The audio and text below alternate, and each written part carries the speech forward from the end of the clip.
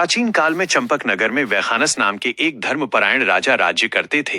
वे अपनी प्रजा का पुत्रवत पालन करते थे और उनके राज्य में चारों ओर सुख शांति थी। एक रात राजा ने बहुत ही भयानक स्वप्न देखा। उन्होंने देखा कि उनके पिता नरक की भीषण यातनाएं भोग रहे हैं और अत्यंत कष्ट में हैं।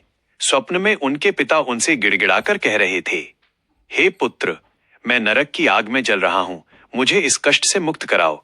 सुबह उठते ही राजा बहुत व्याकुल हो गए। उन्होंने तुरंत अपने मंत्रियों और विद्वान ब्राह्मणों को बुलाया और अपने स्वप्न की बात बताई। राजा ने कहा कि जब तक मैं अपने पिता को इस दुख से मुक्त नहीं कर लेता, मुझे चैन नहीं मिलेगा। राजा की व्यथा सुनकर ब्राह्मणों ने सलाह दी कि उन्हें सर्वज्ञ पर्वत मुनि के आश्रम जाना चाहिए, क्योंकि वे ही अपने योग बल से इस समस्या का निवारण बता सकते हैं। राजा वैखानस तुरंत पर्वत मुनि के आश्रम पहुंचे और उन्हें साष्टांग प्रणाम किया। मुनि ने राजा की कुशलता पूछी तो राजा ने दुखी होकर कहा, हे ऋषिवर, मेरे राज्य में सब कुशल है, लेकिन मेरे पिता की दुर्गति ने मेरी शांति छीन ली है। कृपया मुझे बताएं कि मेरे पिता ने ऐसा कौन सा पाप किया था जिसके कारण वे नरक भोग रहे हैं और इसका उपाय क्या है।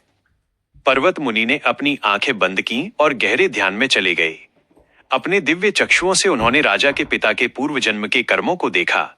ध्यान पूरा होने पर मुनि ने बताया कि पूर्व जन्म में राजा के पिता ने अपनी एक पत्नी के साथ अन्याय किया था और सौतेले व्यवहार के कारण उसे बहुत कष्ट दिया था।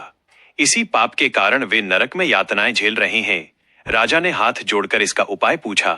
तब मुनि ने कहा, राजन, मार्गशीर्ष मास के शुक्ल पक्ष की एकादशी को मोक्षदा एकादशी कहते हैं। तुम विधि विधान से इस एकादशी का व्रत करो और उस व्रत का जो भी पुण्य फल मिले उसे संकल्प करके अपने पिता को अर्पित कर दो। उस पुण्य के प्रभाव से तुम्हारे पिता को अवश्य मुक्ति मिल जाएगी। मुनि के वचनों का पालन करते हुए राजा वैखानस ने अपने परिवार सहित मोक्षदा एकादशी का कठोर व्रत रखा। उन्होंने भगवान विष्णु की विधिवत पूजा की और रात्रि जागरण किया। द्वादशी के दिन ब्राह्मणों को भोजन कराने के बाद राजा ने हाथ में जल लेकर अपने व्रत का पूरा पुण्य अपने पिता की आत्मा को समर्पित कर दिया। जैसे ही राजा ने संकल्प छोड़ा, आकाश से फूलों की वर्षा होने लगी और देव दुंदुभियां बज उठीं। राजा के पिता की आत्मा को तत्काल नरक से मुक्ति मिल गई। आकाश मार्ग से स्वर्ग जाते हुए उन्होंने राजा को आशीर्वाद दिया, हे पुत्र, तुम्हारा कल्याण हो। इस प्रकार मोक्षदा एकादशी के प्रभाव से राजा के पिता को मोक्ष की प्राप्ति हुई।